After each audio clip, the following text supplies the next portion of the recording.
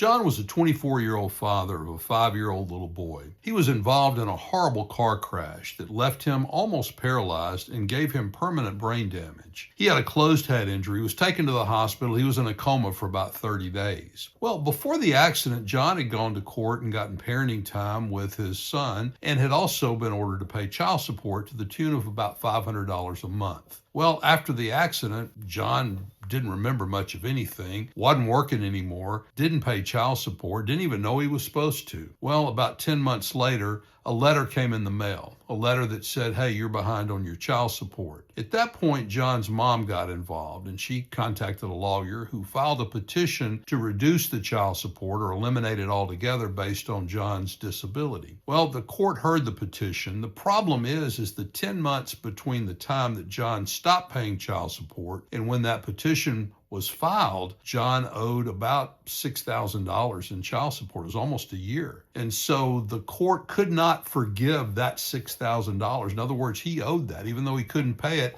he still owed it. It was an arrearage, and it was going to stay with him for the rest of his life or until it got paid. That's the problem with situations like this. The child support laws do not let you go back in time and modify child support from a date when, say, a traumatic accident happens, like what happened to John. So he's stuck with that bill, that $6,000 bill, and child support's going to come after him. If he ever gets Social Security disability benefits, they're going to come after those, and they're going to take those until that $6,000 is satisfied. That's really not fair. I think that the law should be changed to take into consideration situations like this and allow the court to go back in time and modify the child support, even though a petition has not been filed. What do you think? Do you think that would be the fair outcome, or do you think the law as it is now is the best way to handle the situation?